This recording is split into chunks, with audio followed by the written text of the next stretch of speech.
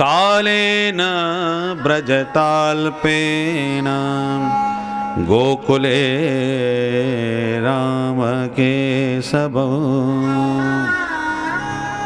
जानुभ्याम सह पाणिभ्याम रिंगमाणो विजग्रतो।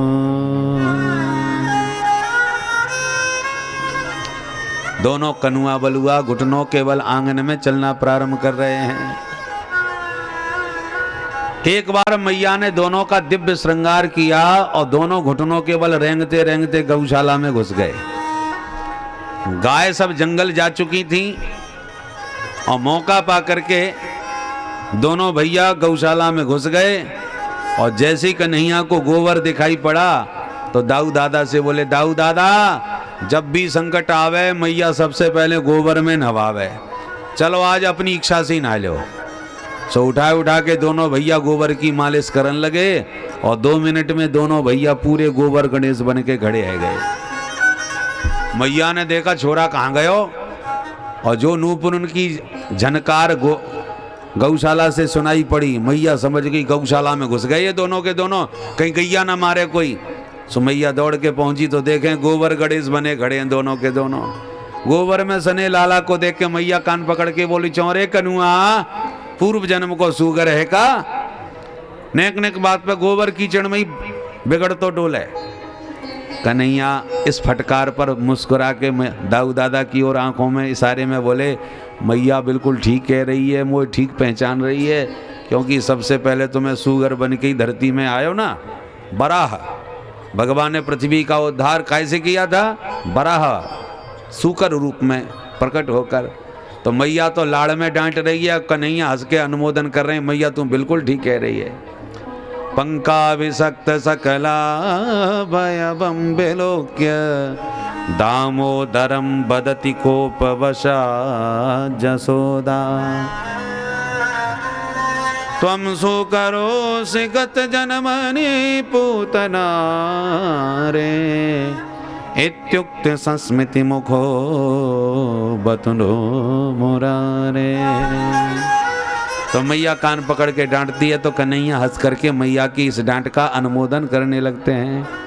इस प्रकार से सनई सनई कभी चंदा मामा के लिए मचल जाते हैं, तो कभी बछड़ों के दांत गिरने लग जाते हैं, कभी गाय के सींग से लटक जाते हैं, कभी छुरा चाकू घुमाने लग जाते हैं।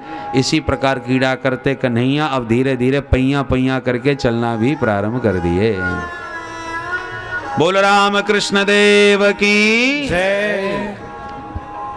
आज जब पैया पैया चलना प्रारंभ किए कन्हैया दाऊ दादा के संग, तो प्रभु ने एक दिन विचार किया, ये ब्रज की सभी गोपियां किसी न किसी बहाने से हमारा दर्शन करने आती हैं, तो चलो हम भी कोई बहाना ढूंढ लें इनके दर्शन देने का।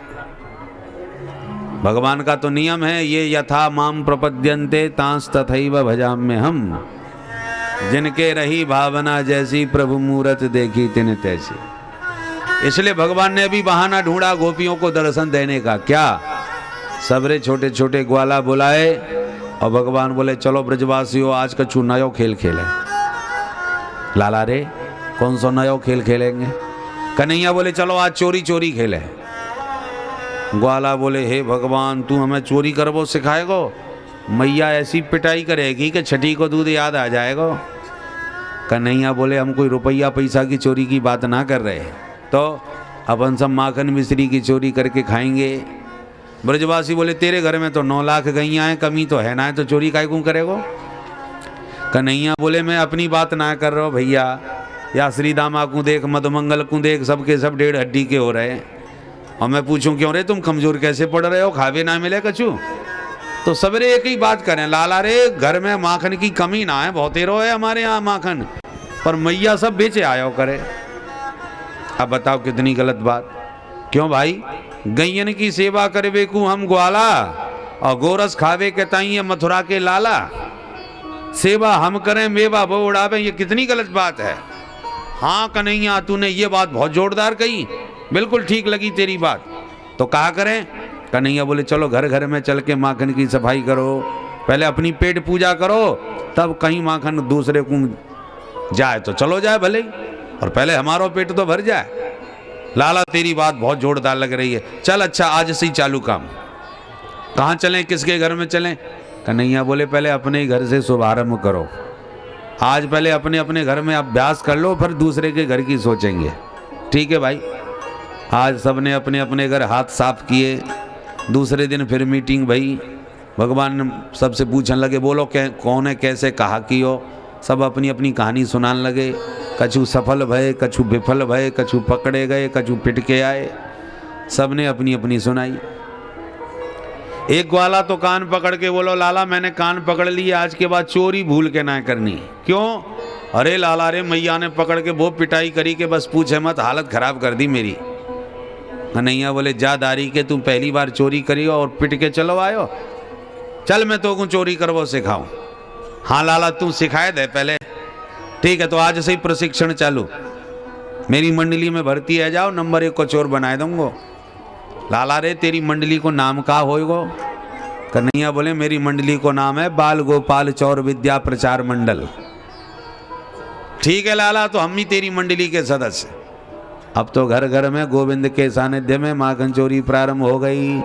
बोल माखन चोर भगवान की जय। भगवान ने माखन चोरी क्यों की? इसके भी कई कारण हैं। पहला कारण तो यह है कि भगवान गोपियों को घर घर में जाके दर्शन देना चाहते हैं, तो गोपियों का मनोरथ पूर्ण करने के लिए माधव ने माखन चोरी को माध्यम बनाया। दूसरा, ब्रज का जितना गोरस होता था आधे से ज्यादा टैक्स लगा कंस का, जो कंस के यहाँ चला जाता था, और कंस के चाणूर मुष्टिक जैसे पहलवान उस माखन को खाए खाए के शक्तिशाली बन रहे थे। तो ब्रज के माखन से असुरों की शक्ति का संवर्धन हो रहा था, इसलिए वहां पर प्रतिबंध लगाने के लिए और ब्रजवासियों को खिला खिला करके शक्तिशाली बनाने के लिए, ब्रजवासियों की शक्ति बढ़ाने के लिए भगवान को माखन चोरी लीला को माध्यम बनाना पड़ा। भगवान अकेले थोड़ी खाते थे, ग्वालों को पहले ज्यादा से ज्यादा खिलाते थे ताकि ग्वाला सब शक्तिशाली बने। तो विविध कारण थे। तो आज भगवान ने घर घर में माखन चोरी प्रारंभ करी। अब तो गोपियों को जब भी दर्शन की उमंग उठती है सब दौड़ के चली आती हैं, और मैया से शिकायत का बहाना मिल जाता है, उस शिकायत के बहाने लाला को घर में ही दर्शन करके चली जाती हैं। दर्शन का उद्देश्य है पर शिकायत का बहाना है। आकर के कहती हैं जसोदा मैया तनिक बाहर तो आओ, तेरे छोरा ने तो नाक में दम कर दी हमारे। मैया आवाज लगावे बहने ऐसो कहा कर दियो मेरे कन्हैया ने। अरे जसोदा हम कोई चुगलखोर ना है जो पीठ पाछे चुगली करती डोलें। जो बात है सामने करेंगी, मुंह पे करेंगी, निकाल अपने छोरा को बाहर, नहीं तो कहेगो चुगलखोर मेरी चुगली कर गई। सोई मैया आवाज लगावे ओ बेटा कनुआ। सोई दौड़ के आ गए। हाँ मैया। लाला रे ये गोपियां बड़ी शिकायत कर रही हैं। शिकायत को नाम सुनते ही गाल फुलाए लिए, मुंह लटका लियो, ऐसी रोनी सूरत बनाई कि मैया तो देखते ही दया आई।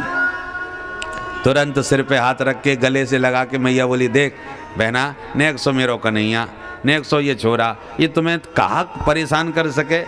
गोपियाँ बोली ये छोटो ना है मैया, बड़ो खोटो है, या के पेट के दाढ़ी हमने देखी है, देखबे में ऊपर से सीधो सच्चो तेरे सामने रहे और बाद में जाकी करतूत हम जाने का करे। ये कहा कि वो बताओ तो सही। तो गोपियां एक एक करके शिकायत सुनाए हुए लगी। क्या शिकायत कर रही हैं? वत्सान मुंचन क्वचिद समय क्रोश संजात स्तेयम स्वात्मत्यधिपय कल्पितैस्ते अयोगै मरकान भोक्षण विभजति सचेत नाति भाण्डं विनत्ति द्रव्यालाभे सगृह कुपितो यात्यपक्रो से तो काम। अलग अलग गोपी की अलग अलग शिकायत। पहली शिकायत वत्सान मुंचन, मैया तेरो कन्हैया आवे और बछड़ा खोल के भग जावे। मैया तुरंत हंस के लाला को पक्ष लेके बोली, अरे बहना, या की आदत है जब जब मैं गैया दोबे जाऊं तभी बछड़ा खोल के पहले ही पहुंच जाए। तो तुम गैया दोबे गई होगी तो लाला ने बछड़ा खोल दिया, या में कौन सी शिकायत की बात है। गोपी बोली, ना है क्वचित असमय, अरे गैया दोबे को कोई समय ना हो तब खोले, बीच दोपहरी 2 बजे। अरे शाम को खोले, सुबह खोले, कोई बात ना है। अब बीच दोपहरी में खोल के भग जाए तो कहूँ काम की ना रह जाए, सब गैया चुखा जाए। बोलो राधे राधे। कहने को तो ये शिकायत है, पर बात बड़े मर्म की है। क्या? ये प्रत्येक जीव संसार के घूंटे में बंधे हैं, जन्म मरण की रस्सी में। और अनेक जन्मों की साधना करते करते जब सिद्धावस्था होती है तब जाकर के वो जीव मुक्त अवस्था को प्राप्त होता है। पर कन्हैया ऐसे हैं जिस पर करुणा कृपा दृष्टि डाल दें, उस साधनहीन जीव को भी असमय में मुक्ति का पात्र बना देते हैं। इसलिए इनका नाम ही है मुकुंद। मुकुंद का अर्थ क्या होता है? मुक्तिम ददाति इति मुकुंद। जिस पर कृपा करुणा करें उसी को मुक्ति का दान कर दें। तो गोपी कह रही है, असमय में ही बछड़ा खोल दे तेरो कन्हैया। मैया बोली, तो मेरो ही कन्हैया ना है, ये तेरो भी कन्हैया है। या तू अपनों ही लाला समझो कर, मेरी जगह तू ही डांट दियो कर।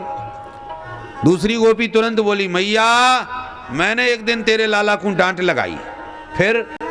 और ये मैया मैं डांटती जाऊं और ये मुंह देख देख के मुस्कुरात हो जाए। भगवान जाने मैया या की मुस्कान में कहा जादू है कि डांटते डांटते मुँह ये हंसी आ गई, मेरी सारी गुस्सा ठंडी है गई। क्रोश संजात हास। मैया बोली, तो एक काम कर, मेरो लाला तुम्हारे घर जैसी घुसे या को प्यार से बैठा के प्यार से खवा दियो कर, और जितनो खा जाए बातें दोगुनो मुँहते ले जायो कर, न लड़ाई न झगड़ा।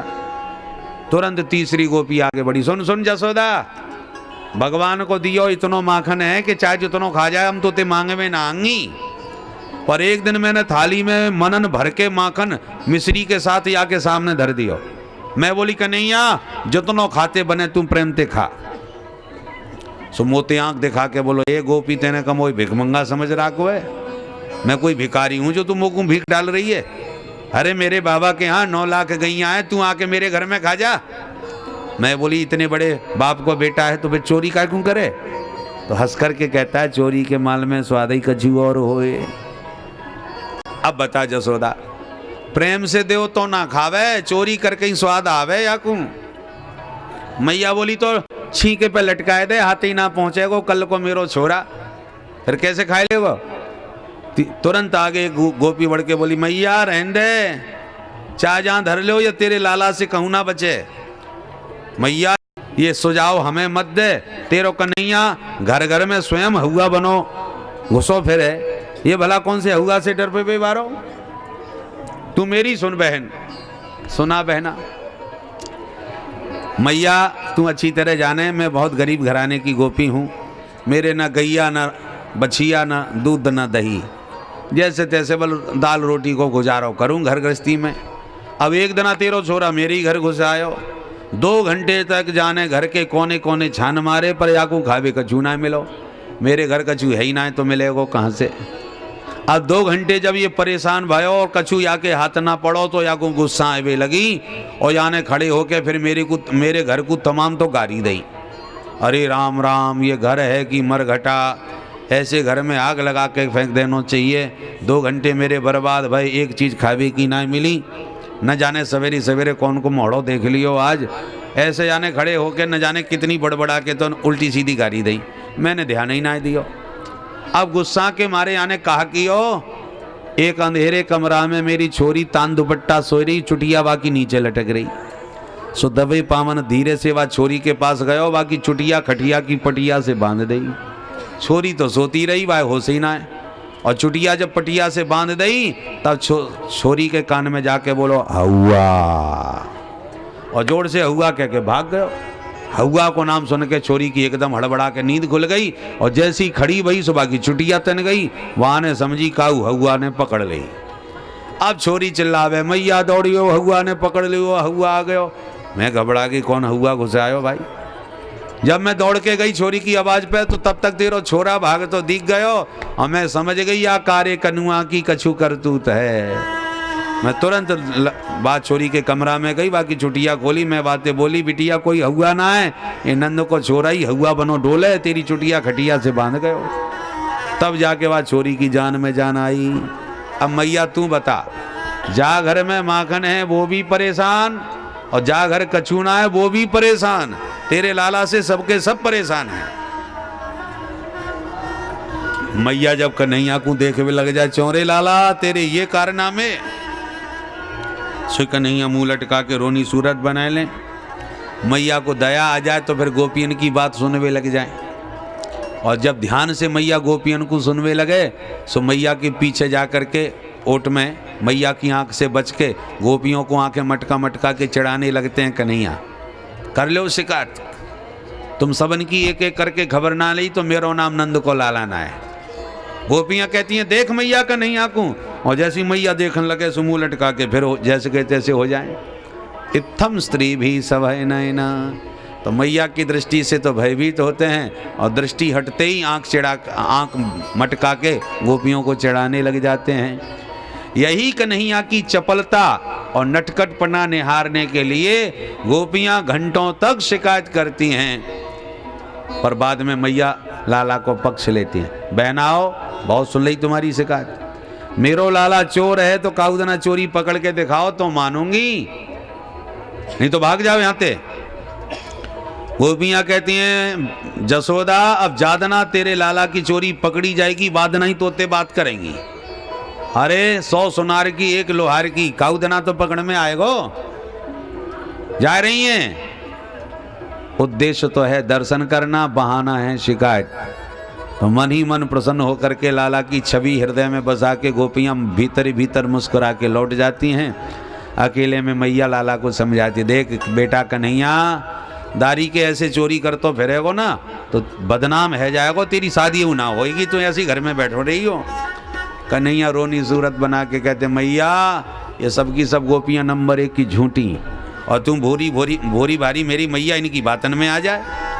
मैया हंस के कहती हाँ बेटा, सो तो मुझे मालूम है कि सत्यवादी हरिश्चंद्र मेरे घर में पैदा भये हैं, बाकी तो सब झूठे, पर जादना तेरी चोरी पकड़ में आई, बादना जम के तेरी खबर लूंगी, याद रखियो कन्हैया। तो अकेले में मैया डांट दे, समझाए दे, फटकार दे, और वैसे सबन के सामने लाला को पक्ष लेके खड़ी है जाए। बोल नंद के लाला की।